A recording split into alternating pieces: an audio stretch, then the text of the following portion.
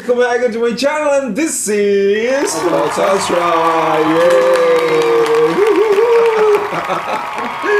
Okay everyone, thank you so much for clicking this video. Stop by to watch us today. Today I'm not alone. Tebak dong siapa beliau. Masa ditebak? Ayo ditebak. Assalamualaikum everyone, nama saya Aziz Noftian. Ya, buat yang belum kenal namanya Mr. Aziz ya. Buat kalian yang baru bergabung dengan channel Bot Sastra, selamat datang. Thank you so much for joining. And my name is Sastra and this is Aziz. Tapi kadang-kadang subscribe itu salah tulis komentar. Oh ya? Aku dikira Mr. Aziz gitu. Mr. About. Mr. About. Oke nah Mister, ngomong-ngomong nih, ada sesuatu kejutan yang terjadi di tanggal 1 Juli. Gebrakan dari Malaysia yang nggak selesai-selesai dengan membuat gebrakan yang membuat kita orang Indonesia tuh apalagi, udah ringgit mereka kuat, apalagi pas mereka kuat, apalagi dan ternyata ada lagi nih Mister. Apa tuh? Ya, fasten your seatbelt. Kencangkan tali kedal Anda.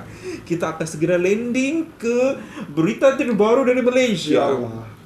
Malaysia, free ATM withdrawals in Malaysia starting 1 Julai 2026. Yaitu Mister, starting 1 Julai 2026, Malaysian will no longer need to pay RM1 ringgit interbank ATM withdrawal fee when withdrawing cash from ATM outside their bank networks. Gratis.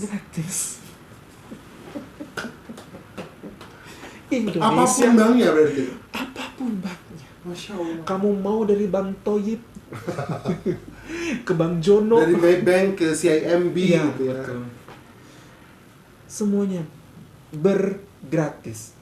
Dari Bank Jet ke Bank Ben, semuanya gratis. Dari bank.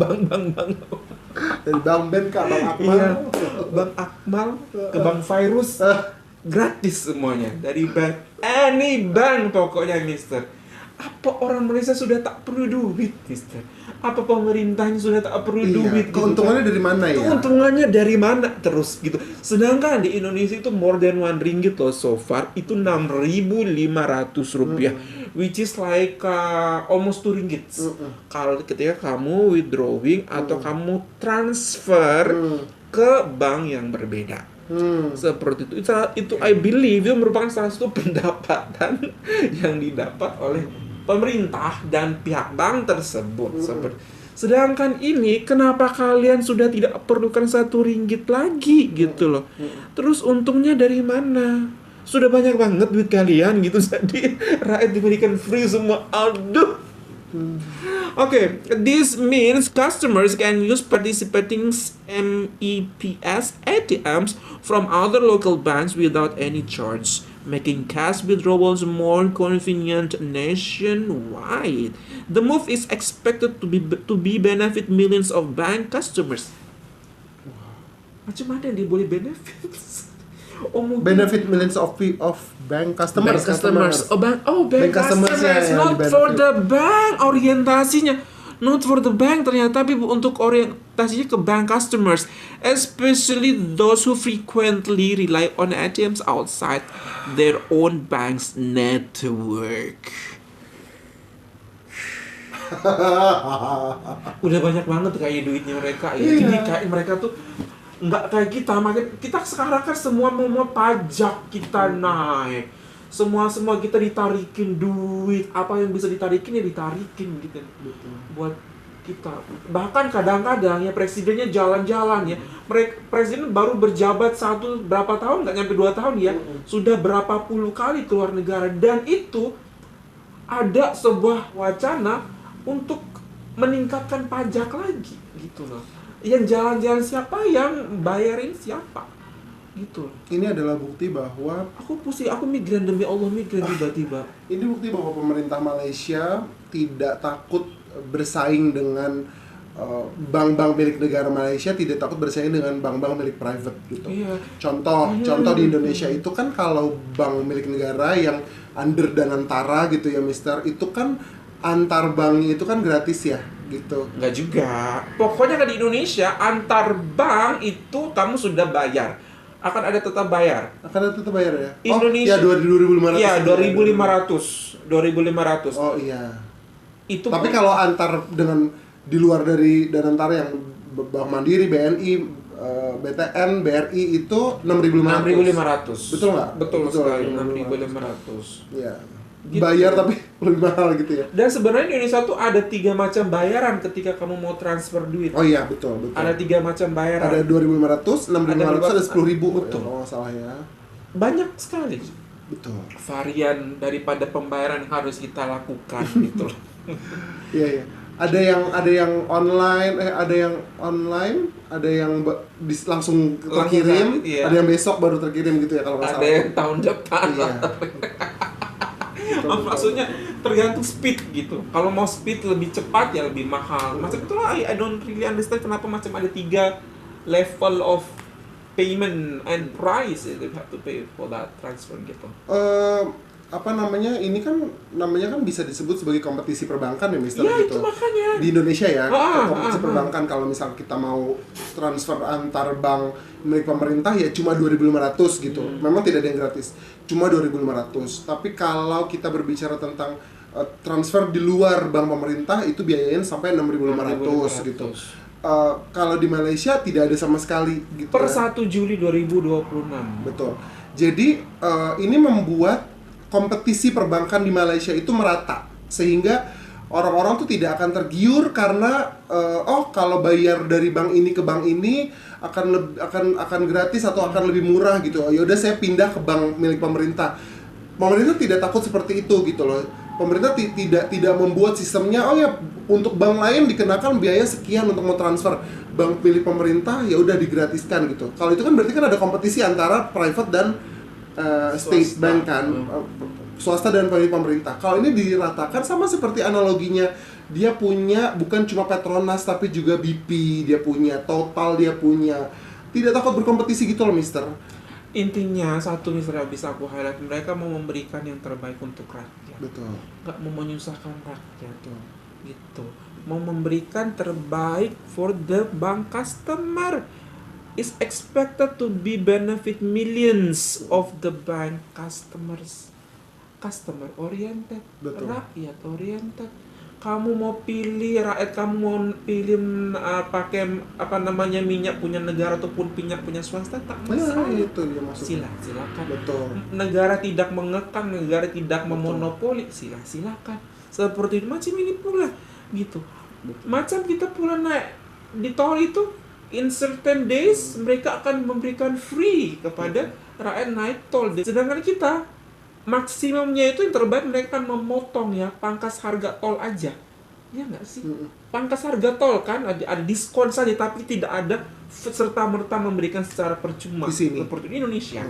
Gitu Mister. Wow. Nah berkaitan dengan ini Mister, oke, fasten your seatbelt, masih akan ada beberapa kejutan. Nah ada video yang datang dari orang Indonesia yang mempertanyakan bahwasanya layak nggak Indonesia itu dibandingkan dengan Malaysia nowadays. Oke. Menurut kamu gimana? Kita masih layak nggak untuk apple to apple dengan Enggak. Malaysia? Enggak. Karena we experience ya. So many things Witness we need to everything. reach to be Ya. compared with Itu Malaysia. kayaknya Indonesia sudah nggak apple to apple Iya. dengan Malaysia. Apple to the root. Oke everyone, nah ini adalah sebuah videonya Mister, videonya panjang tapi aku nggak tega untuk memberikan video ini kepada kita semua dengan durasi yang panjang tersebut karena akan banyak yang kita support jantung, jadi kita akan lihat ini everyone videonya 1, 2, 3.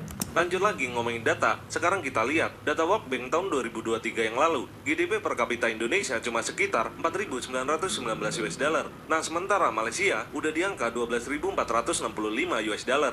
Artinya apa? Artinya rata-rata orang Malaysia punya daya beli lebih dari 2 kali lipat dibanding orang Indonesia. Dan itu bukan cuma angka di laporan tahunan, tapi kenyataan yang bisa lo lihat tiap hari. Ibaratnya, mereka bisa nongkrong di Starbucks tanpa mikir 2 kali, sementara banyak dari masyarakat kita yang malah masih bingung antara mau beli minyak goreng atau bayar listrik duluan. Kocak kan? Dan masalahnya bukan di masyarakatnya aja, tapi di arah ekonominya juga. Negara Malaysia udah lama sadar kalau ngandelin sawit dan karet doang, itu nggak bakal cukup buat bikin negaranya jadi maju. Makanya mereka geser haluan ke ekspor manufaktur dan elektronik. Yes. Tahun 2022 aja, sekitar 36% ekspor mereka berasal dari produk elektronik, seperti chip, semikonduktor, sampai komponen komputer. Mereka udah main di kancah dunia, bos. Lah sementara kita masih jualan bahan mentah kayak pedagang loak. Iya. Ya seperti contohnya batu bara, nikel, dan kelapa sawit. Udah gitu dengan pedenya bilang kita ini negara besar. Lah kocak lu. Kalau besar kepala sih iya, tapi isi otaknya dia kosong melompong kalau kayak gini terus. Nah, kebijakan hilirisasi yang sering dibanggain itu juga cuma jadi jargon di panggung politik. Contohnya smelter yang dibangun tapi mayoritas malah dikuasai sama perusahaan asing. Belum lagi soal transfer teknologi buat anak bangsanya sendiri. Nihil, bos, gak ada. Dan lagi-lagi kalau mau dibandingin, Malaysia malah tampil beda. Mereka nggak cuma terima investor asing, tapi ngasih syarat yang jelas. Kalau lo mau masuk, lo harus ada pabrik, harus rekrut tenaga lokal, dan harus transfer ilmu juga. Makanya dari dulu wilayah Penang ini udah disiapin jadi kawasan industri elektronik sejak tahun 1970-an. Dan itu hasil strategi panjang, bukan proyek instan yang cuma buat pencitraan kayak di sini. Dan terbukti kok kalau sekarang nama Penang bisa dikenal dunia sebagai Silicon Valley of the East.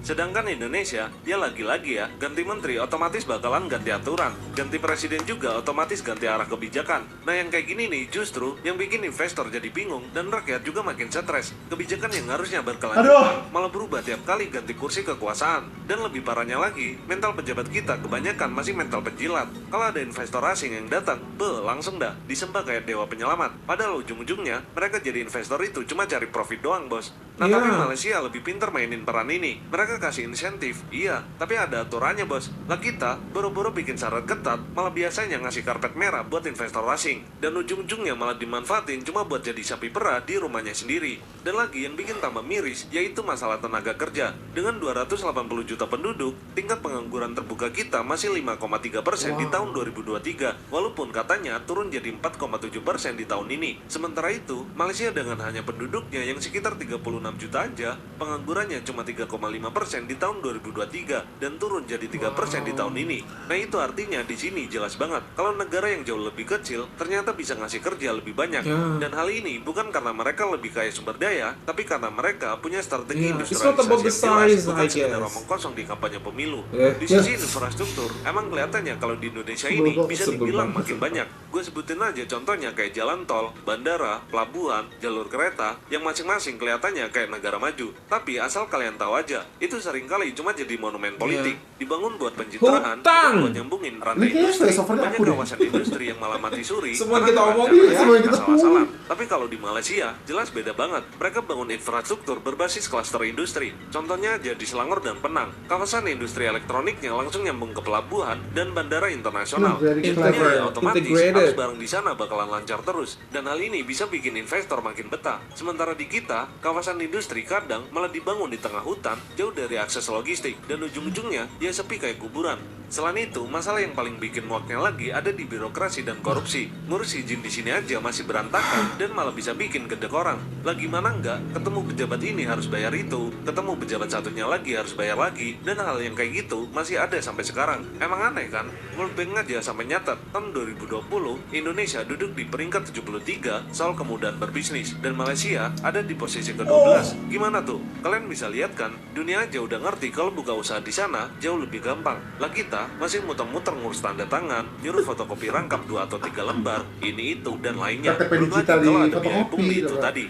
Intinya, industri kita lemah bukan karena kita nggak punya potensi, tapi karena arah kita yang nggak jelas sama sekali. Apa pernah kalian dikasih lihat alurnya? Mana pernah kan? Intinya pejabat di sini sibuk ngurus proyek bukan pembangunan. Semua pengen hasil instan, pengen viral, pengen dilihat heroik di TV, tapi lupa bikin pondasi ekonomi yang kuat. Bonus demografi yang sering diobrolin itu malah bisa jadi bonus tolol kalau nggak diurus serius. I agree with you. Wow, we keep saying about betul. Apa yang mau direaksi udah? Betul. Semua sudah diucapkan ya. Tapi ada satu tambahan nih, Mister. We keep saying bahwasanya di tahun 2026 ini Indonesia akan merasakan kenikmatan daripada bonus demografi mereka, di mana akan diisi oleh anak muda. The thing is, anak muda Indonesia saat ini seperti apa? Kualitasnya gimana? Bisa nggak? Bisa apa? Bisa joget? Iya bisa. Dangdutan bisa. Tapi dia aja suruh kerja berkompetisi sama orang luar, bisa nggak? Nah, jadinya kan bukan sesuatu yang kita banggakan bonus demografi, tapi kok banyak ya anak-anak muda yang tolol. Gitu kan jadinya. Kok banyak ya anak muda yang nggak bisa ngapa-ngapain. Padahal ini merupakan kesempatan Indonesia dalam once in berapa puluh tahun akan terulang lagi bonus demografi ini terjadi. Tapi sayangnya kita tidak memiliki kapasitas itu, anak muda-muda kita gitu. Anak muda kita tidak tertarik untuk itu karena memang kita tidak dibiasakan ya diberikan pendidikan yang berkualitas gitu. Seperti selalu kita bilang, kita tuh lebih suka untuk anak-anak muda kita nggak pintar tapi mau menuruti apa yang dikatakan, iya ngikut gitu. Kita nggak suka anak muda kita itu cerdas, memiliki keberanian untuk speak up, kita nggak suka gitu. Itulah bonus demografi, anak muda yang seperti itulah yang kita dapatkan saat ini untuk membangun bangsa, bukan yang malah berlawanan. Itu bisa sangat membuat negara rugi karena banyak anak muda yang harus ditanggung. Bagaimana menyediakan pekerjaan untuk mereka, bagaimana menyediakan kehidupan untuk mereka. Begitu jadinya. Apa yang mau dikomentari? Setuju semua. Setuju semua ya. Setuju semua. Jadi benar-benar udah kita nggak bisa compare Indonesia dan Malaysia. Udah nggak bisa, udah nggak, ya. sudah nggak Udah bisa. jauh Sudah. ya. Secara sistem, jangankan secara sistem, secara visi pemerintahan aja gitu loh.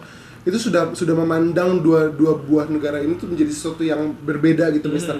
Kalau Malaysia itu kan membuat sebuah pembangunan itu kan mereka sudah tahu bahwa ini akan memakan waktu 10 tahun ke depan gitu. Membangun Putrajaya pun bertahun-tahun lah, let's say gitu, mau membangun sebuah kota baru bernama Putrajaya. Itu berlangsung bertahun-tahun, lebih dari 10 tahun. Dan itu tuh akan berganti-ganti pemerintahan dan kepemimpinan gitu. Tapi mereka dengan rela hati gitu loh, Mister. Mereka ini bukan masalah yang viral, bikin, bukan siapa yang jadi pahlawan, siapa yang akan direkam di sejarah menjadi yang membangun pencetusnya, pelopornya, penerusnya, atau nggak perlu. Orientasi mereka tuh rakyat. Itu terbukti dari pembangunan IKN, Mister. Iya. Pembangunan IKN belum selesai itu gedung, Mister. Itu kota belum selesai. Tapi mentang-mentang mau selesai, mau usai menunjuk periode kepresidenan sudah selesai 2024, tetap dipaksakan untuk menjadi lokasi upacara pengibaran bendera di 17 Agustus 2024. Ingat kan? Ingat banget. Itu biar terlihat tidak gagal gitu loh. Materialnya belum selesai, sekitarnya gedung-gedung belum selesai. Betul. Jadi sudah tercatat pertama kali diadakan pada 17 Agustus 2024 dipimpin oleh presiden yang saat ini sedang menjabat gitu. Karya monumental. Jadi itu tuh kayak keterpaksaan aja. Betul. Sih menurut aku, terlalu dipaksakan, tidak esensial gitu. Tidak esensial. Aduh, tidak ada benefitnya juga untuk Indonesia, Mister. Apa coba benefitnya untuk Indonesia? Take a look at now. Aduh ya Allah, sakit hatinya orang Indonesia saat itu bilang, enggak, kita tidak pernah belajar di Putrajaya. Putrajaya itu yesterday. Putrajaya itu adalah ibu kota yang gagal. Iya, ibu kota yang gagal. Sepi, say. Kota yang gagal ya. Itu gubernur yang bilang itu kota yang gagal karena sepi, malam-malamnya sepi. Dia belum tahu. Bazar Ramadan kayak apa tahu. Oh my dear God gitu. Dan akhirnya sekarang TK yang gagal siapa? Mereka orang Malaysia nggak harus keluar. Time will prove everything, Thailand. Betul. Sejauh mana kau boleh kita tuh terlalu banyak memanfaatkan apa yang alam berikan kepada kita, Mister, instead of mengkaji apa yang kita bisa kreasikan dengan memanfaatkan sumber daya alam tersebut gitu. Sawit itu kan dari alam, batu bara itu dari alam, nikel itu dari alam. Kita jual semuanya ke asing gitu. Kita jual semuanya ke pasar internasional. Sementara Malaysia memutar otak gitu. Apa yang mereka punya, kemudian kreativitas dan inovasi apa yang orang-orangnya punya, dan disatukan sumber daya alam dan sumber daya manusia. Mereka develop di situ, mereka kembangkan di situ, mereka jual hasil jadinya ke pasar internasional. Bukan dalam bentuk minyak mentah. Bukan dalam bentuk karet mentah, bukan dalam bentuk nikel, bukan dalam bentuk bahan mentah. At the end of the day kita akan membeli kembali barang-barang. Jangankan itu, misal kopi biji kopi terbaik yang dipanen dari tanah Indonesia yang kaya, diekspor lagi keluar, dijual lagi dalam bentuk Starbucks. Betul. Dan kita beli dengan jauh lebih mahal. How ironic that is, gitu. Sedih banget. Sedih gitu banget, kan. Mister. Jadi kayak kita tuh kayak diinjek-injek oleh bangsa asing di rumah kita sendiri. Gitu loh. Kita membuka kesempatan buat investor-investor asing untuk mengelola sumber daya alam kita, disedot sumber daya alam kita. Siapa yang diuntungkan? Orang yang saat itu menjabat sebagai investor asing dan orang yang menjabat sebagai pimpinan yang menandatangani saat itu. Dan orang itu bekerja ya mumpung saat saya lagi menjabat, oke, I'm going to use this moment to get the benefit untuk memperkaya diri mereka gitu ya, untuk memperkaya diri mereka untuk maju di pemilihan umum selanjutnya gitu. Atau untuk mengembalikan dana yang sudah digelontorkan, yang sudah dihabiskan di pemilu sebelumnya. Dan ini kalau ini tidak di stop, sirkulasi ini tidak di stop, hilang sudah Indonesia gitu ya. Hilang sudah Indonesia. Akan terus ada kasus korupsi karena mereka orientasinya pada partai, orientasi mereka pada kekayaan diri mereka sendiri dan bagaimana mereka bisa mempunyai ongkos untuk pemilihan umum selanjutnya. Karena orang-orang di sekitar contoh Papua gitu ya, dieksploitasi emasnya. Dari perut tanah Papua dieksploitasi emasnya gitu ya. Orang-orang di situ apa kebahagiaannya? Dapatnya apa gitu loh. Dapatnya bencana alamnya. Itu dia. Hutan dibabat gitu, dijadikan lahan sawit gitu. Kemarin yang habis dari Aceh, Sumatera Utara yang terkena banjir, Sumatera Barat, itu nggak cukup pelajaran itu loh, bisa dilakukan lagi di tanah Papua yang katanya masih banyak lahan terbuka, kemudian mereka buka lahannya, mereka akan tanami kelapa sawit, yang mana kelapa sawit itu akan dijual dalam bentuk mentah ke luar negeri. Nah, kita akan beli lagi. Kita nggak pernah belajar ya. We keep repeating the same mistake over and over again. Exactly. At the end of the day, yang namanya sumber daya alam itu kan non renewable energy ya, Mister. Sumber daya alam kan ada yang non renewable, ada yang renewable. Kayak batu bara, minyak bumi, gas bumi itu kan non renewable gitu. Kalau kita terus-terusan berpikir untuk mengeksploitasi dan mengirimkannya, menjualnya keluar, ya tanpa berpikir apa yang kita bisa lakukan terhadap sumber daya alam kita yang non renewable itu, kita akan habis sendiri, Mister, nantinya gitu. Makanya kan ada campaign Sell Indonesia gitu. Maksudnya itu dilakukan bukan tanpa alasan gitu, karena kita senantiasa menjual apa yang kita punya tanpa mengelolanya terlebih dahulu. Kita punya kebiasaan itu gitu. Dan itu yang harus di stop. Dan kalau lagi-lagi pertanyaannya adalah, can we compare Indonesia to Malaysia? Sorry, for now we are left so far by Malaysia if it's competition. But to be honest ya, fortunately Malaysia never compare themselves to Indonesia. Tidak merasa sebagai dalam berkompetisi. Mereka hanya melakukan sesuai dengan speed dan kemampuan yang mereka lakukan. Dan lagi-lagi it's not about the size of the country ya guys. Mau sebesar apapun negara kamu, mau sekecil apapun wilayah negara kamu, tapi kalau misalnya di dalamnya diisi dengan pola pikir yang tidak ingin maju, maka tidak akan pernah maju gitu. Mau sekaya apapun kita, contohnya sekarang kita bisa declare kita paling kaya, kita luasnya luar biasa, kita memiliki segala-galanya gitu, tapi kalau kita masih ada di posisi seperti ini, kemampuan daya beli kita sangat tidak sanggup untuk kita compare apple to apple dengan Malaysia. Kita masih untuk beli kopi aja, untuk senang-senang beli kopi aja saat ini kita mikir 2 kali.